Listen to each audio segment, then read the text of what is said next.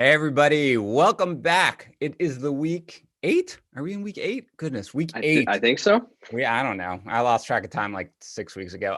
Week 8, Waiver Wire live stream. It's me, Dan Harris. It's the better version of myself, Kyle Yates. Yates, it's Tuesday, so we've already had a long podcast, a good one, by the way. I want everybody to listen to that one because legitimately we were breaking down the Antonio Brown, Mike Evans sort of rest of season outlook when the news came across that Chris Godwin had actually fractured his finger and would be out at least this week. So it's a good one. Anyway, though, Yates, I mean, I went from thinking that this was like a terrible waiver wire week. And as somebody who rosters Chris Godwin in a lot of leagues and is dealing with bye weeks, I'm like, well, suddenly I want to talk about some wide receivers. So you ready to get into this one here?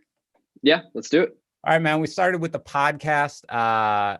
Talking about waiver wire, and I guess your number one pickup was not the same as ours, so we may not have to explain it. Why don't you start with your number one overall pickup for the week? Yeah, and it's a rough waiver wire week when I start out the my priority with Tevin Coleman at number one. Looking at Tevin Coleman now potentially coming back this week and entering into a backfield now that has very few options available. Raheem Mostert on IR. You have Jeff Wilson, who landed on IR or is about to land on IR with a high ankle issue. And then Jerick McKinnon, who knows what the heck happened to him?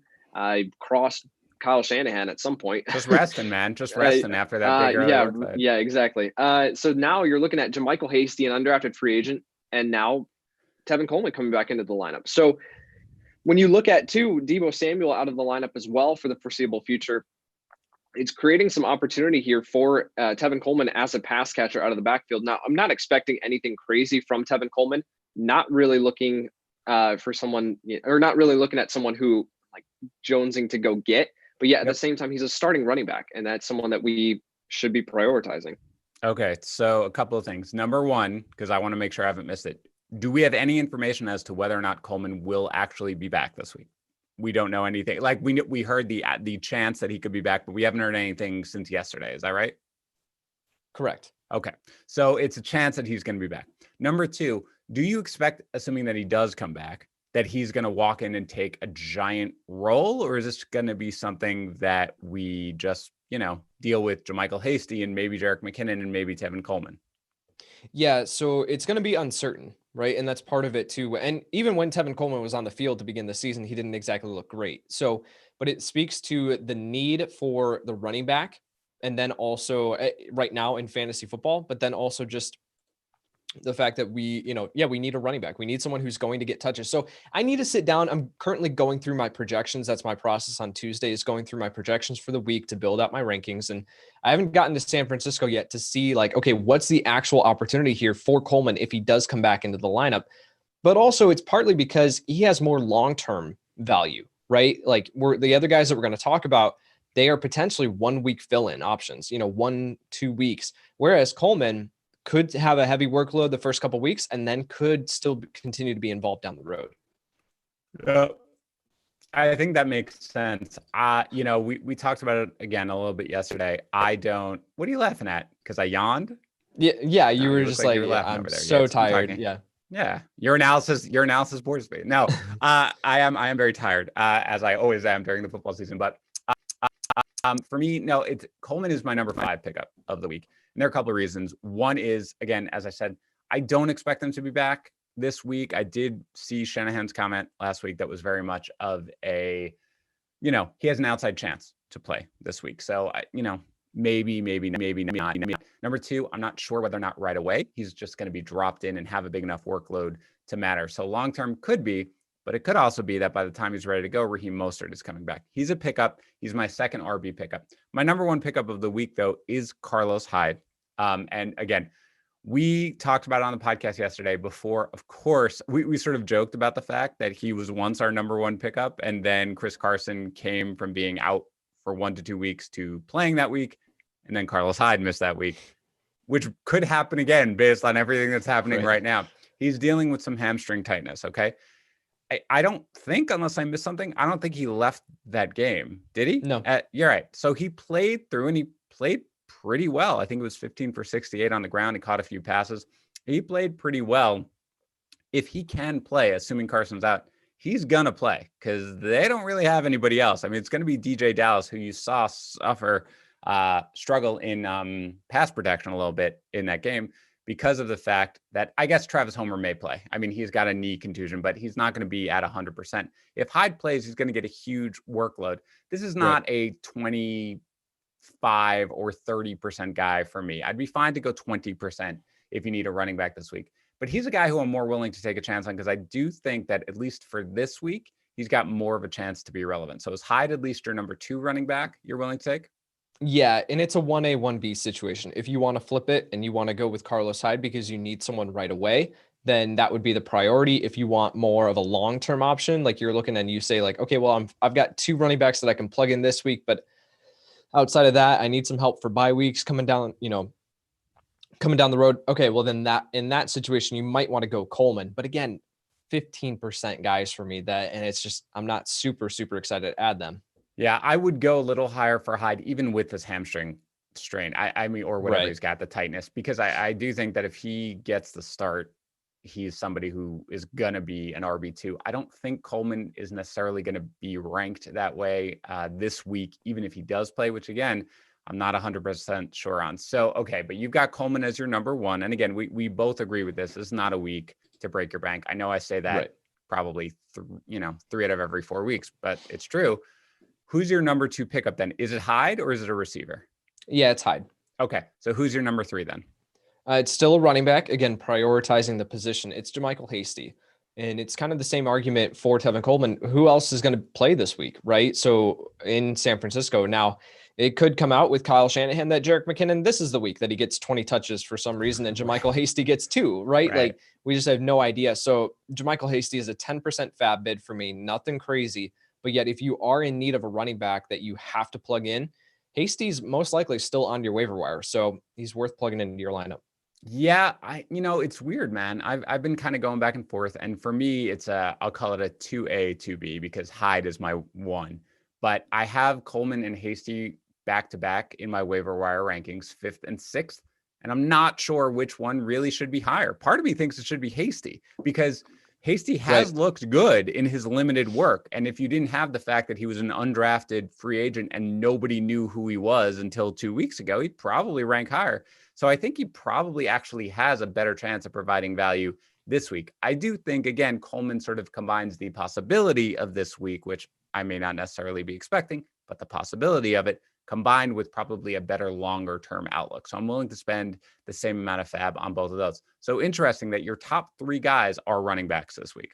Yeah. And it's just purely just speaking to the way that, the running back landscape is right now. Yeah. So for me, I have Hyde number 1, Coleman 5th, and JaMychal Hasty 6th. And that's because I think there are 3 wide receivers that are really worth adding this week. And I'll start with my number 1 wide receiver, my number 2 pickup overall, and that's Brandon Aiyuk.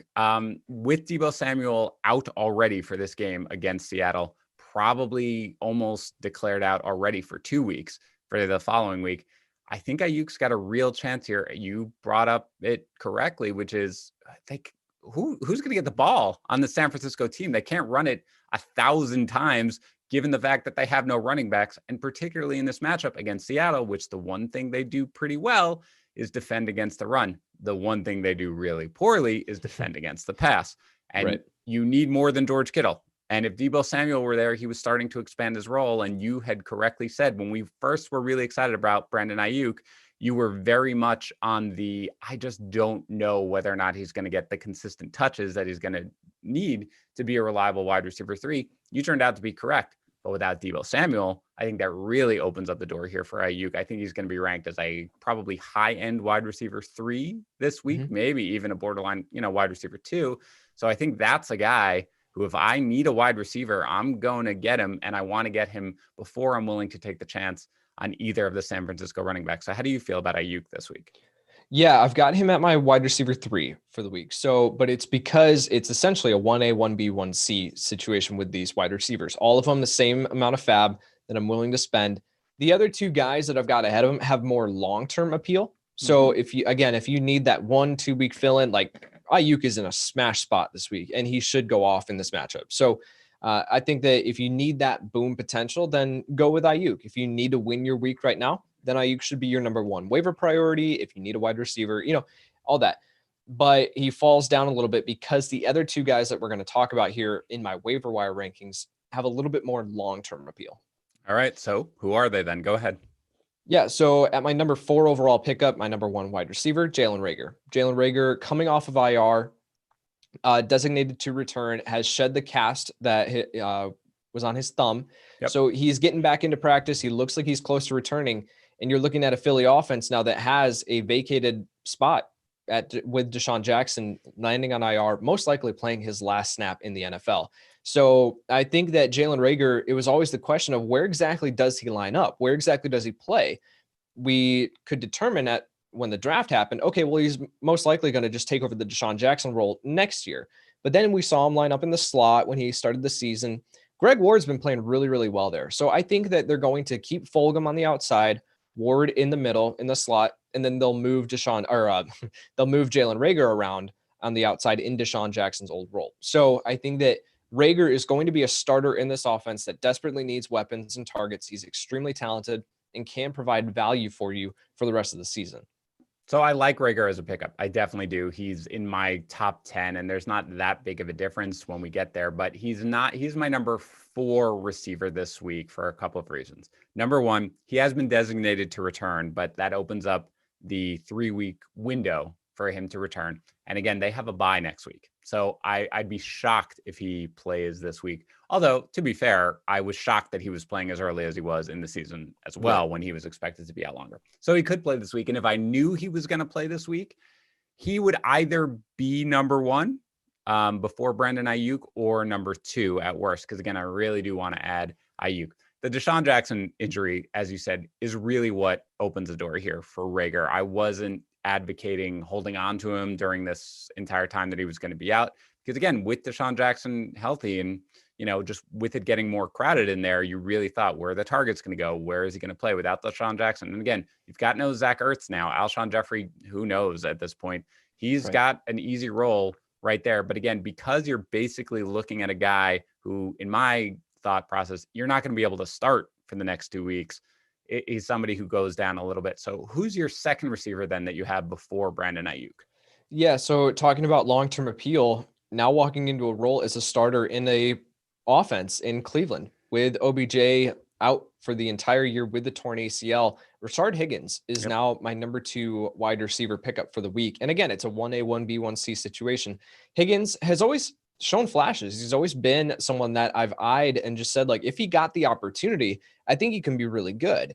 And so we saw him get the opportunity this past week, and he produced with over 100 yards. So correct me if I'm wrong on that. But looking at Higgins, I think that, he's someone that can provide that immediate, plug him into your lineup as a flex play, and he has a potential to move up, especially if Baker continues to play the way that he did last week. So some good matchups here on the schedule for Higgins moving forward. I think he's someone that you should prioritize in picking up. Yeah, I don't have a huge issue with that at all. He is my number 4 pickup on the week. It's great because he really does combine the short-term value because they play Las Vegas this week with the fact that he's going to be involved going forward because OBJ was seeing upwards of 7 targets per game. Those targets have to go somewhere. And that's what I really like. And, this is something we talked about with Tags yesterday on the pod where he was like, the Browns don't throw that much. It's not like Baker Mayfield is going to throw 5 touchdowns again, blah, blah, blah. But I think he only attempted 28 passes in this most recent game. It wasn't like, you felt like he was throwing so much because that game was such a shootout against the Bengals. I believe that was the number. Sorry if you can. No, you actually, so it was funny. I was doing research on the next game. In week 6, they threw the ball 28 times and rushed 22. In week 7, they threw the ball 28 times and rushed the ball 22 times. Exactly. And he still saw 6 targets or whatever filling in for OBJ. So I think it is where that's basically what you're going to see. You're going to see a pretty steady 6 to 7 targets per week in this offense. That's a role that you can, that's somebody you can roll out there each and every week. And again, I faded OBJ this entire year because I felt like people were still looking at him as the guy who got 10 targets and a 25% target share his entire career. And that was really no longer what you were going to see at this point because the pass attempts aren't going to be there. But nobody's viewing Higgins that way. Nobody's being like, man, Higgins is going to be a really high-end wide receiver too. He doesn't need to be. If you're adding a wide receiver right now who has immediate value plus long-term value, I really like it. But he is only my third wide receiver on the list because the guy who ranks after Aiyuk and right before Higgins and right before Reagor is Sterling Shepard. Now, Tags, I mean, you want to talk about somebody who loves Sterling Shepard, it's Tags. He was like, no, got to get him, no matter what. I am not quite there. But again, his first game, being off IR, you expected him to be eased in, and he didn't play a full complement of snaps against the Eagles. But still, I believe he saw 8 targets, caught 6 balls or 5 balls, and had 59 yards in the score. Yep. That's basically what he averaged, the score hit or miss, per game last year. Saw roughly 8 targets per game, got 5 catches per game, got almost 60 yards per game. He's got a role in this offense, especially we don't know what the Giants are going to do right now. There's all these rumors about Evan Ingram and they're shooting them down and stuff like that. And you can see Ingram being a pretty enticing trade target because he does have a ton of talent. You and I have faded him all year long, and we will continue to do so long as he's with the Giants. But Shepard has a role in this offense. And I think he's a guy who you should be able to throw out there more often than not as a wide receiver 3. Oh, I see the smile. You know what that is, if you guys can hear it. As a wide receiver 3, I think a borderline one that you can kind of roll out there each week. So for me, Carlos Hyde is number 1, Brandon Aiyuk is number 2, then Shepard, then Higgins, then the running backs, then Reagor. So how do you feel about Shepard?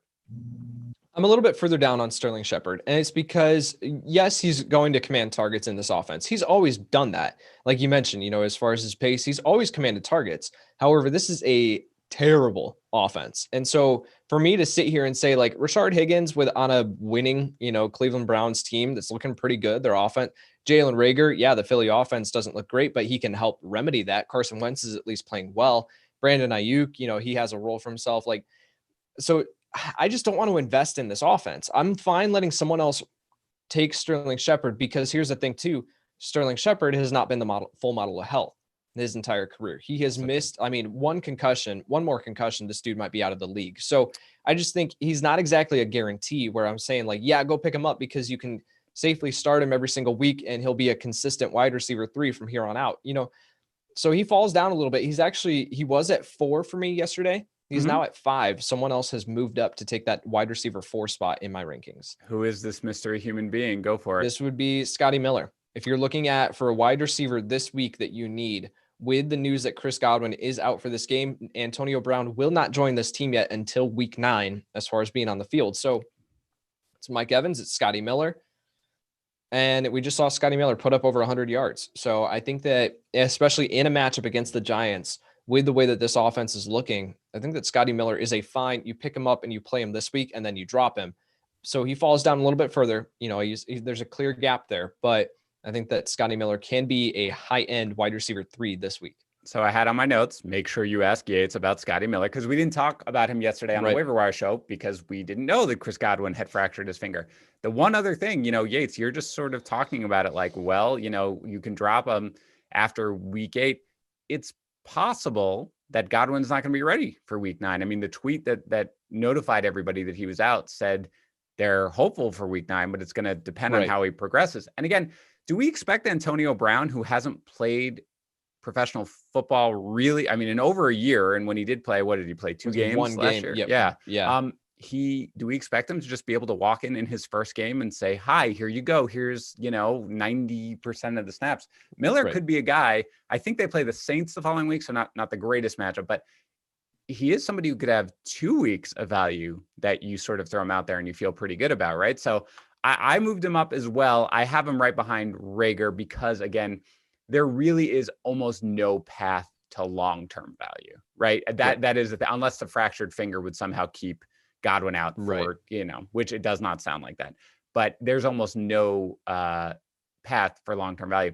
The other thing I will say is, I think it was week 2 against Carolina, whatever week it was where Godwin missed, and everybody, including me, picked up Scotty Miller. I ranked him super high. I was very aggressive because he had the connection, and then he did absolutely nothing. I don't know if it was because he dropped that touchdown pass. Brady was like, "You're dead to me," but whatever it was, he wasn't involved. So I have the little fear in the back of my mind. That said, as a 1 week filler, oh yeah, this is a definite week that you add him and go get him and see what you can do. So I'm glad you took the time to move him up.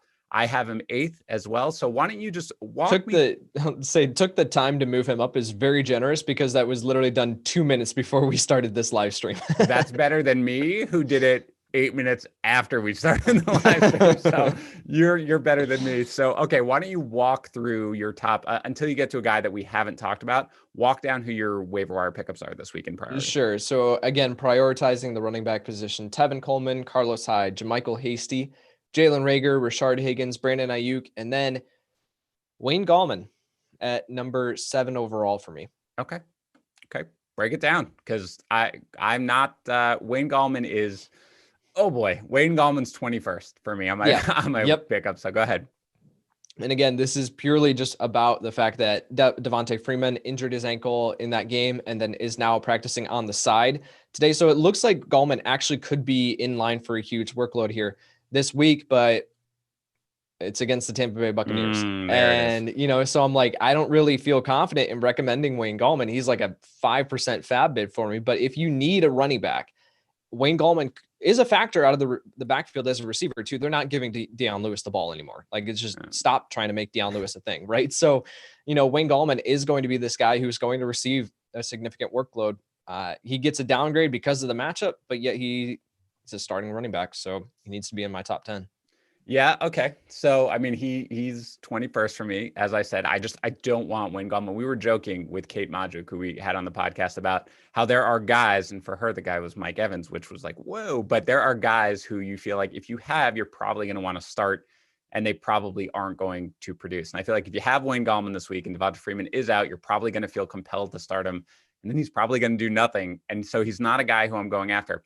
If I'm going for a running back beyond the ones that we have talked about, it's actually La'Mical Pirine. And I think the reason is you saw the quasi changing of the guard this past week against Buffalo. Frank Gore, as much as we crush Frank Gore, I think he had 11 carries for 60 yards. That's pretty good against the Buffalo defense that struggles to stop the run. Pirine didn't have as much success on the ground, but he did A, find the end zone, B, factor into the passing game a little bit. I think he's seen 3 targets in each of the last 2 games.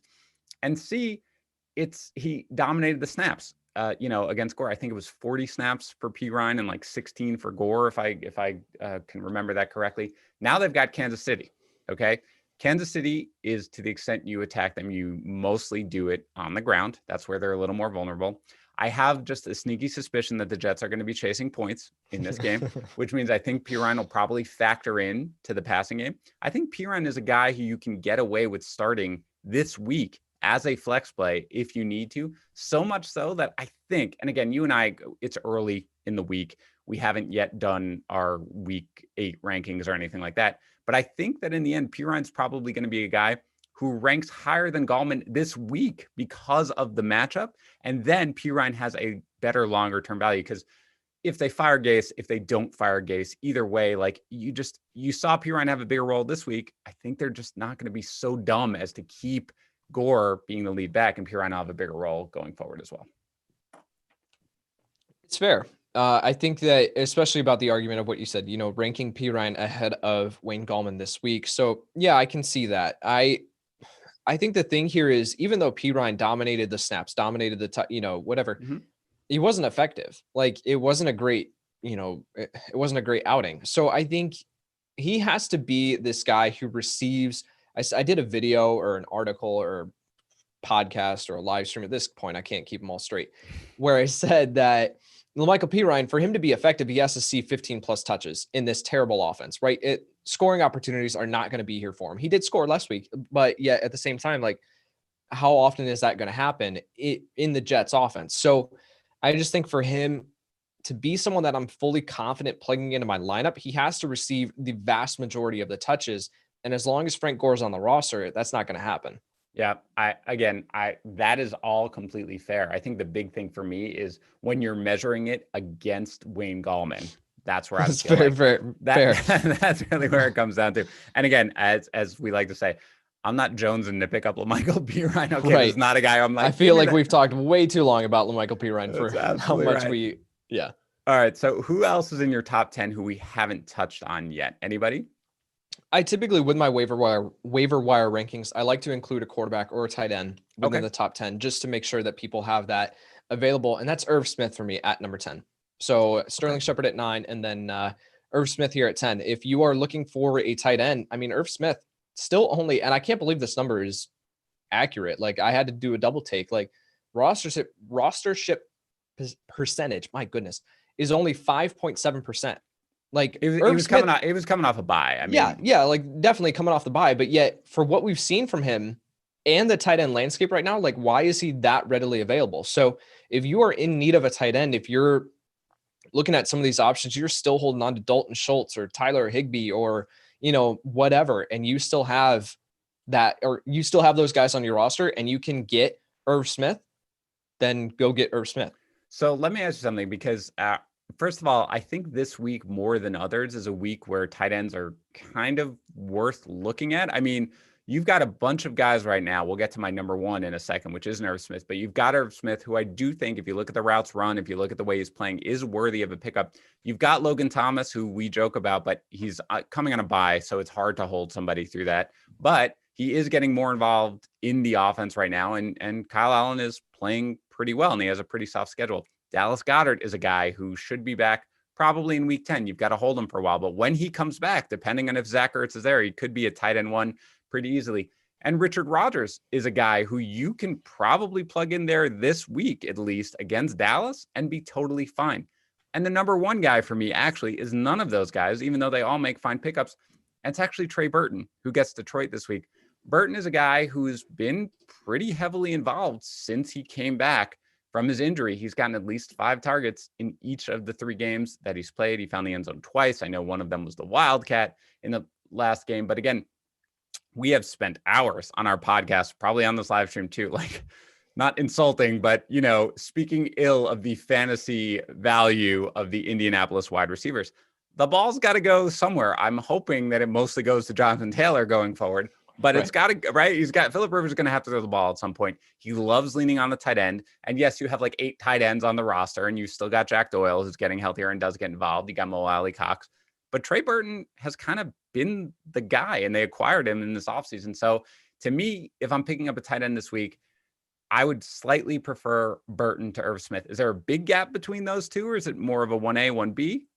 No, there's not a big gap. I think this was interesting. So again, I went through this game earlier in my projections and was shocked to find out, because we have this perception with the Detroit Lions that they're actually susceptible to tight ends and the wide receivers. Like, they're actually ranked 29th against tight ends, and granted, only allowing an average of 4.7 fantasy points per game. So granted, we can look at their schedule and we can say, okay, well, they haven't really played anyone of note at the tight end position. But I think that to lean into Burton this week, I don't know if I'm going to have him ranked as a top 12 tight end. I think he'll be in that range, but yet, so he's kind of in this same range as Irv Smith. Yeah, there's not a big gap, but I would personally prefer to go Irv Smith in a game where we know that Minnesota is going to have to throw the ball.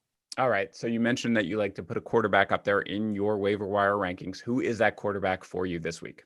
Yeah, so typically I like to. There isn't one this week. Okay. So looking at the available options and the criteria that we have, one didn't fit the bill that I was saying, yeah, you got to go pick up this guy.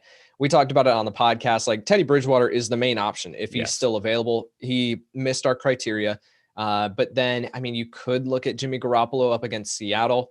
Yeah. Otherwise, I mean, the next available option for me is Derek Carr.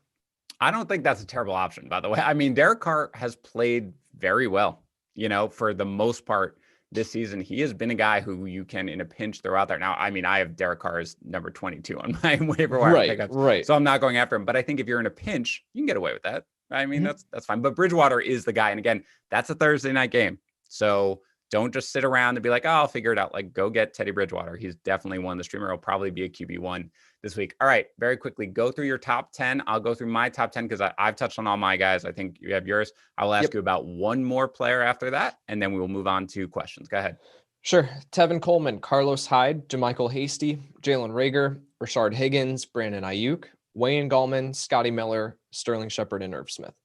Yeah, we're really not that far off on how we're looking at things. I have Carlos Hyde still number 1, Brandon Aiyuk, Sterling Shepard, Rashard Higgins, Tevin Coleman, JaMychal Hasty, Jalen Reagor, Scotty Miller, Trey Burton, and LaMichael Pirine. Let me ask about one more guy who we did not have on our list because he had not, I don't think, officially signed with the team at the time we put together our list.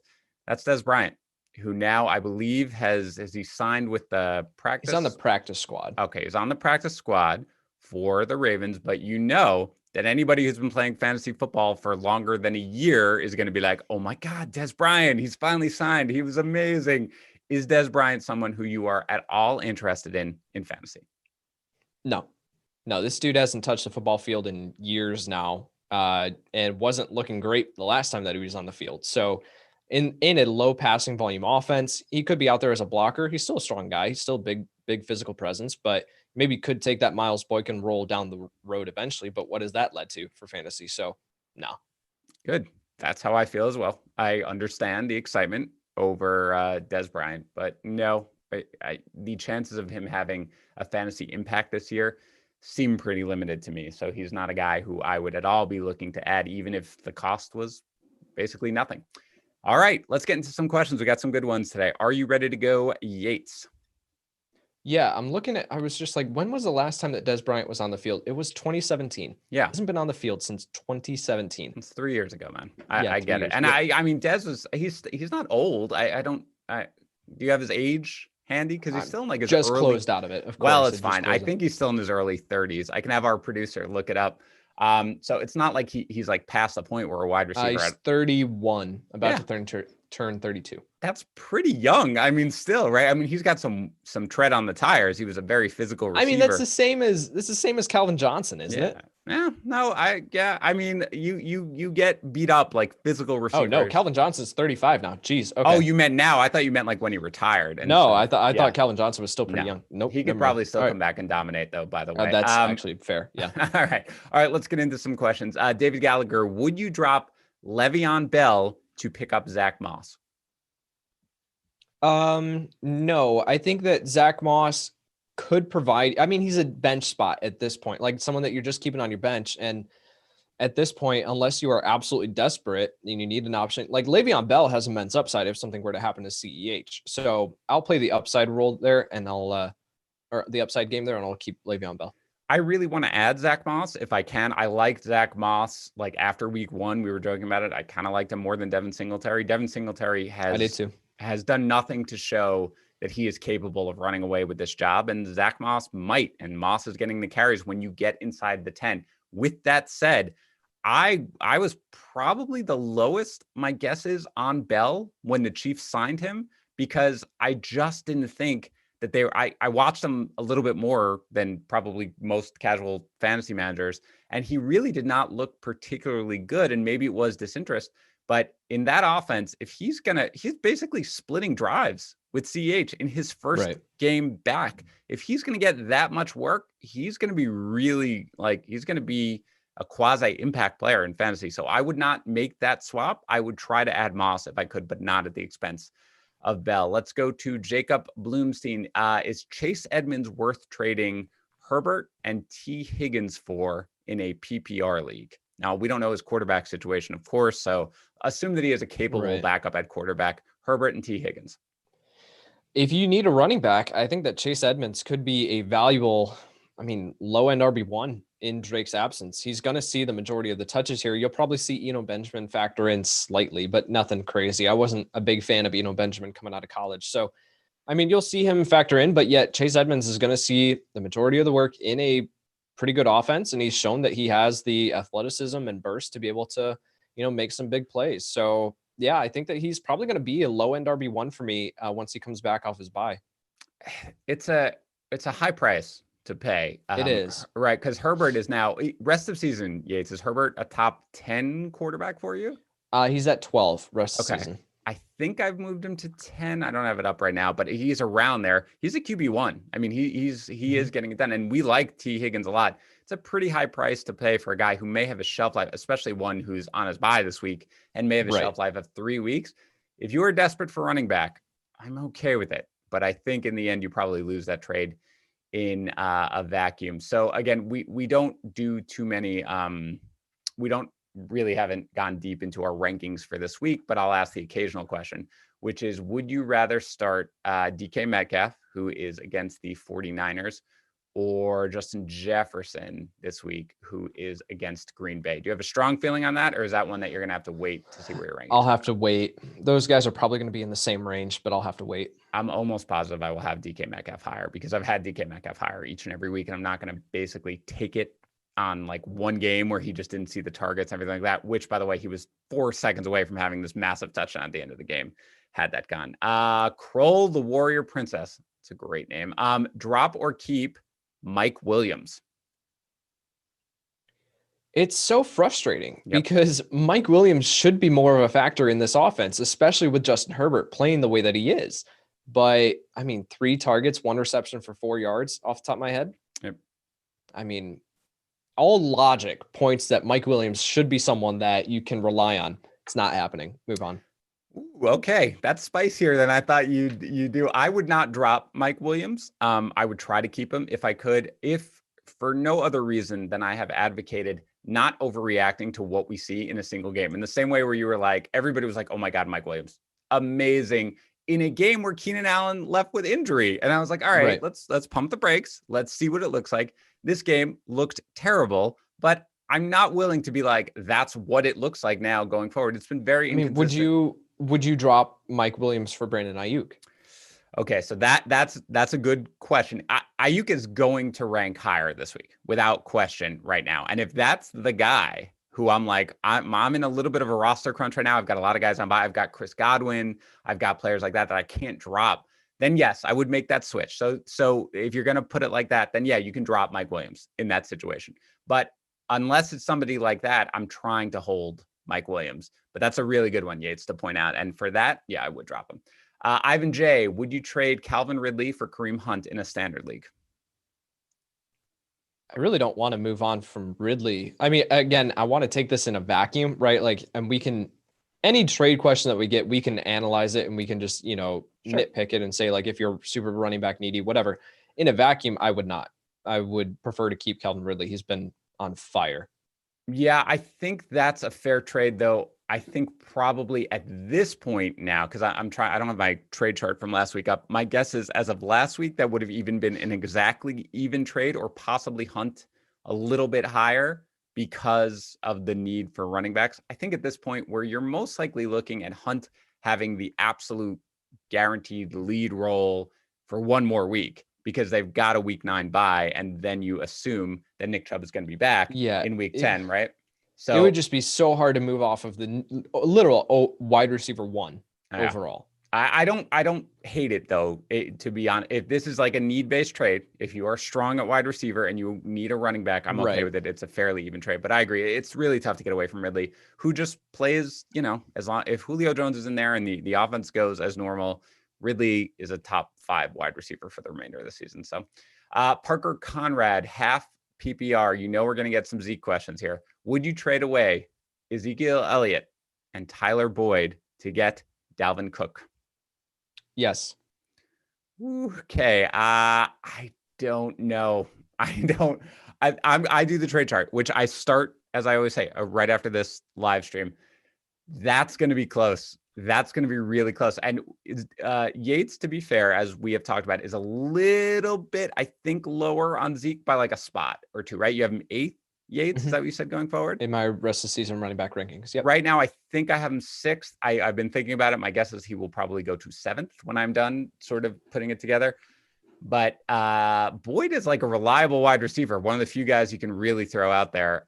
So that's going to be close. Yeah, for sure. But I mean, if I have Zeke at 8, I have Dalvin Cook at 3. Yeah. So like I want Dalvin Cook. So if I have to spend up and get, send away a guy who's coming off of a really good game and saw 13 targets, which he hasn't been previously or recently, then I'll make that trade. Yeah, recently is one I'll probably be incorporating. Yep. I don't really have a problem with it. I think it's a fair trade. So if you do it, it's cool with me. Stephen Kovalt, is Laviska Shenault droppable in a 12-team league? So it depends on for who.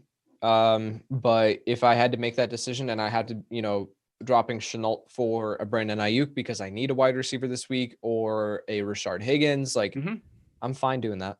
Yep. I think he is droppable. Don't spike drop ever, but on a bye week in an offense that just kind of looks out of sync, I'm totally fine with letting a guy like Chenault go. From Coyote Soldier Boy, trade Devonta Freeman for Antonio Brown. Yes or no? No, I'm going to keep the running back. Yeah, I think with the injury, I'd probably do that. I don't have super strong. This seems like a trade question from 2015, by the way. Yeah, man, we are just being Dez Bryant's back. We're basically right. We've basically been transported back in time. I think I'd probably do that, but I've been fading Devonta Freeman for a lot of the year. And given that he's injured, given the tough matchups that are coming up right now, given the fact that Wayne Gallman, despite the fact that when you looked at his numbers, we were like, why are his numbers so bad from that game against the Eagles? Because every time we saw him, he was busting out like a 9-yard run or something. I think Gallman may have carved out a little bit of a bigger role for himself. So I would take the chance on Brown, even though neither you nor I is particularly high on Brown coming in. From Bria, how do you feel about Diggs rest of season? That might have supposed to be Brian, by the way. I think that was a typo. But how do you feel about Diggs rest of season? I think he's a buy low candidate right now. I think that you're looking at this offense. It's been out of sync the past couple of weeks. We've seen John Brown in and out of the lineup. We've talked about it, that I think he's more crucial to this offense than people give him credit for. So Diggs is continuing to get the targets. And if you can get him, for cheap right now, then I'm absolutely doing that. Yeah, I agree with that. If people are getting a little worried about this Buffalo offense in any capacity in terms of the passing game, I'd buy low. I'd buy low on Allen. I'd buy low on Diggs to the extent you can. For sure. I think Diggs is a remarkable wide receiver in terms of pure talent. And I think this is going to be an excellent year for him going forward, despite a rough game against, the stalwart Jets. OBP, who do you like more rest of season, Darren Waller or Mark Andrews? They are like back to back in my rankings. So I'm pulling it up right now. I have Andrews at 3 and Waller at 4. So do I. And again, it's 1A and 1B. So not a huge difference. But yeah, if I'm forced to choose one, I will also take Mark Andrews. From AB, in a standard league, would you rather pick up Brandon Aiyuk or, if someone dropped him, Jarvis Landry? I'd go after Jarvis Landry. As would I, especially with the OBJ injury. I mean, I know Landry has been fighting through some stuff, but at this point, yeah, you got to get Landry in that situation. Both are, going to be fine options this week. Landry certainly has more long-term appeal. So from Drew Vano, this is a rest of season question. So not just picking it up to try to start him this week, rest of season. Would you rather have Tevin Coleman, J.K. Dobbins, or Carlos Hyde going forward? None of the above. You must take one. I'll go with Tevin Coleman. Oh, I'm legitimately not sure what I would do. It's not going to be Hyde because Carson's... It's 1 to 2 weeks, but it could be a good 1 to 2 weeks, that could outproduce Tevin Coleman. Dobbins is just not a factor in this offense. Although we don't know if Ingram's going to play. That's also part of it. Remember, Ingram also was coming off the bye week, but he was dealing with an ankle sprain. He may be out. This is really, there's too much uncertainty, I think, for either one of us to feel confident in recommending who we would like more rest of season. I guess if you're going to, I think I'd probably just take Dobbins. I would take the chance that Ingram is going to be out and that Dobbins has a huge game and carves out a role for himself. Or that they come out of their bye week and get him more involved in the offense. I'll go Dobbins. I get it's not something where I'm going crazy over it. And again, San Francisco hasn't had their bye week yet, which again is something that factors in when you are thinking about rest of season value. Let me get to the next question. And it is, if you have to drop one to make a pickup, and I guess assume that this person has a decent quarterback going forward. Tom Walker asks, which one would you drop to make a free agent pickup? Would it be Cam Newton, Sterling Shepard, or Mike Williams? Who's your first drop out of that group? I would probably drop Mike Williams. Yeah, I guess. I don't know. I'm probably fine to drop Cam Newton if I have a decent other back. I know that sounds crazy, but watching him throw the ball, man, it's really hard to think of how much I'm going to drop him this week when I'm finished with my rest of season rankings. Right. But I don't have strong feelings about this one. Any of them could be dropped if you have a good one. But I would drop, I believe, Mike Williams before I would drop Sterling Shepard, because I do think Sterling Shepard can provide value.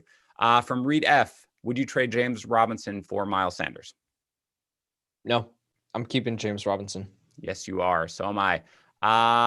Big Daddy Pennywise, thoughts on trading either DJ Moore or Deontay Johnson for David Montgomery? So we talked about DJ Moore as a sell high on the podcast today that I brought up, and I said a buy low was David Montgomery. So if I absolutely needed running back help, then I would make that trade, but I want to hold on to Deontay Johnson. I have been a fan of his this entire season, and I think that he's going to just continue to see targets in this offense. So I wouldn't be rushing to move on from Deontay Johnson. Who was the other one? DJ Moore? Yep.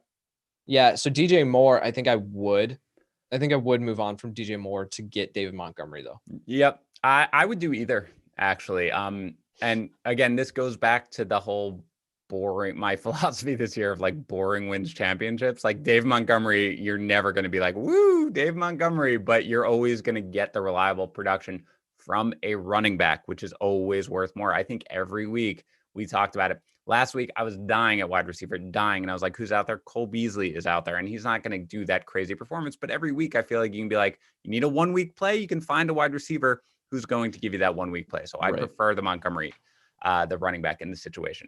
From Brian French, would you drop Cam to pick up Joe Burrow? Yes. As would I. Tom Walker, can we trust Ryan Tannehill going forward? Yes. Correct.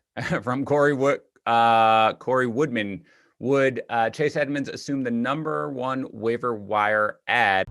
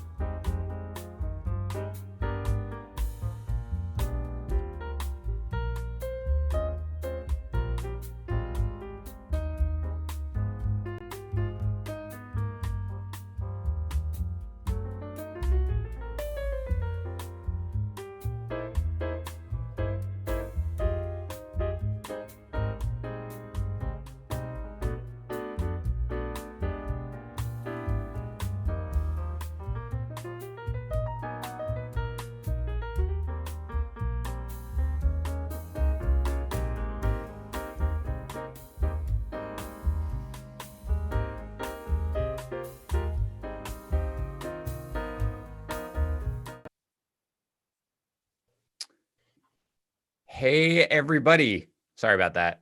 We have technical issues sometimes. We'll work them all out, but we are here. We're going to finish up. We were going through some listener questions. So let's pick up Yates where we left off. From Albert Alexander, do I drop Julian Edelman and or T.Y. Hilton for upside? Yeah. Yeah, completely. Yep, absolutely, with zero hesitation. From Taste the Skittles, do I drop Darius Slayton for Sterling Shepard? No, I think that I would still hang on to Darius Slayton. I think it was a tough matchup last week for him against Darius Slay. So I'm not going to just completely overreact and drop Slayton. Yeah. I agree with that. I would hold Slayton. But I'm going to just remind our producer to mute his audio so we don't hear ourselves on feedback. It's fine.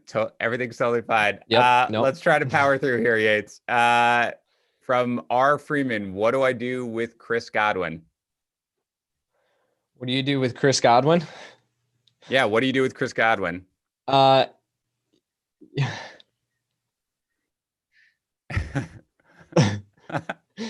Sorry, guys. This is legitimately... my word. You hold on to him. You continue to roster Chris Godwin. So annoying. Yeah, you roster Chris Godwin. You hold on to him. Put him in your IR spot if you got one. Otherwise, just hold on to him. Yeah, just so you know, if you hear us having issues, it's because we're hearing ourselves like a minute before that. Just talking back to each other. Anyway, yes, there's nothing you can do. You hold Chris Godwin, you roll with the punches. He should be out a maximum of 2 weeks, hopefully just 1 week. So there's not much that you need to worry about there. Let's go to Sean Webster. Would you drop Michael Gallup to pick up Reagor? Yes. That is right. I would also do that. I don't really think there's any need to hold Michael Gallup at this point. That offense is abysmal. Their offensive line is really beat up, and you may be catching passes from Ben DiNucci. From Joseph S. The Bills play the Patriots this week. Do I keep their defense in my lineup, or do you drop them to try to stream another one? There aren't really many options that are readily available for streaming defense, so I really wouldn't be dropping. I wouldn't really rush out there to go pick up another option. So I would just keep who I've got. Also, are the Patriots a bad option for a defense to go against at this point? I mean, look at the way Cam Newton is playing, right? I mean, they're really, you might want to start the Bills at this point rather than even trying to find a streamer. From Christoph G, Jarvis Landry is on waivers. We talked about him, that you would pick him up, but how much of your fab would you be willing to spend on him? Christoph is thinking exactly 27%. That's a firm number right there. What do you think of that? I'm fine with that. It all depends on, of course, what you have left. But he landed at wide receiver 36 in my rest of season rankings. So he's going to be a consistent, low end wide receiver 2 in this offense. He's going to be the main target. So I'm fine picking up Jarvis Landry and spending what I've got to get him. Yeah, I'd go past that. I'd go 35% pretty easily if he's out there. From Cole Jurek, I will just answer this one. Should I drop Odell Beckham or keep him in my league's IR spot in a redraft league? There is absolutely no reason to keep him in your IR spot. He is done for the year. So in a redraft league, you can move on. From Michael B, is Joe Mixon still injured? Yates, have you heard anything else on Mixon so far? He's day to day now. So at this point, from week to week to day to day. Okay. Yeah, I'm projecting right now Mixon to come back this week, but of course we'll keep you updated as we go throughout the week. Yeah, I'm leaning towards right now that he's not going to be back this week, but again, I don't really feel comfortable. I believe they have a bye week in week 9, if I'm not mistaken, which yes, they do, which means that I feel like there's every reason for them to be careful with him, but we don't know anything more. Okay. This is a good one. We talked about James Helton. Any opinions on the Colts wide receivers now that their bye is over? You certainly have an opinion, Yates, but I don't think it's the one that James is going to want. Yeah, you stay away from them. Okay. I agree with that. Chris E, would you trade Zeke and Godwin for Christian McCaffrey? Zeke and Godwin? That is the question. I would try to trade Zeke and like a lower tier wide receiver. I would prefer to keep Godwin. But yeah, I wouldn't make that trade straight up. I would try to manipulate it to do like Zeke and a Tyler Boyd. It's so tough to trade players who are coming off of injuries like this with Godwin. We don't know. I probably would not want to do that if I could avoid it, especially since CMC is, I'm sure he's not going to play this week. I know he returned to practice, but with the Thursday game, he's had at least another week. They still have their bye week, by the way. Don't forget that in week 13. So you lose a week of them there. So I probably wouldn't do that. From Sparty745, do you prefer Tom Brady or Jimmy Garoppolo? And the answer is Tom Brady. That is correct. From Yvette Vargas, what are your thoughts on Chase Claypool? He is back to this like flex play in this offense with Deontay Johnson and Juju Smith-Schuster on the field. So he's kind of one of those guys that you can break away a long touchdown. But as far as a consistent, reliable option, I'm not looking to plug him into my lineup as anything more than a desperation, boom or bust option. Yeah, you're going to listen to the podcast, hopefully, that we recorded earlier. He is a buy low for me just because I do think that people are essentially going to drop him. He still ran a ton of routes. He played ahead of James Washington. I think he's a guy who you can, for the most part, plug into your lineup. Steve, should you drop Mark Ingram for Malcolm Brown in half PPR?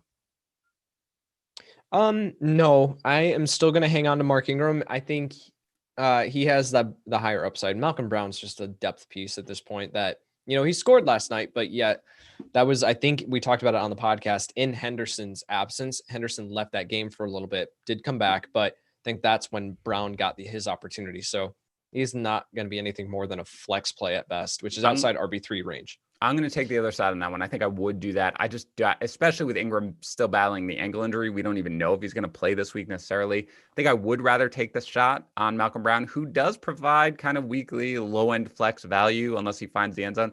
and also has that high end handcuff value should anything happen to Darrell Henderson. From Gareth Taylor, should you drop Justin Jackson for Carlos Hyde? If I no, I'll hang on to Justin Jackson. As will I. From Tommy Pickles, would you trade Le'Veon Bell for Nelson Aguilar? Other running backs are Gaskin, Fournette, and Boston Scott. Nope. That is also correct. Aguilar didn't make our top 10 list of people to pick up. Le'Veon Bell would have. So although you can pick up Aguilar in a deeper league, not at the expense of Le'Veon Bell. We haven't done our rankings for this week, but I'll ask GEX, ask Trey Burton or Richard Rodgers for tight end PPR this week. Trey Burton against the Lions, Richard Rodgers against the Dallas Cowboys. Rodgers actually might come out ahead. Yeah. That's going to be very close. My guess is they're going to be within 2 spots, but I'll lean Rodgers for this one, but check our rankings. Would you, from Jesse W., would you pick up Leonard Fournette or J.K. Dobbins if both were available on waivers? Fournette. I agree with that. I think Fournette, you saw what he did last week. He's got the ability to carve out a bigger role, and Dobbins really needs an injury or maybe 2 to definitely have value going forward. All right. Sorry for the technical difficulties. Everybody went a little bit longer than we otherwise would have to try to make up for it. But that is it for today's Waiver Wire show. Make sure you're subscribed. Hit the like button if you liked what you heard. Again, we do Waiver Wire pickups on the podcast. Make sure you listen to that. And make sure you follow us on Twitter at FantasyPros and follow Kyle at KyleYNFL, me at Dan Harris 80. We post our rankings every week. We will talk to you at this stream next week, and Yates will talk to you on Thursday during his start sit. Talk to you then.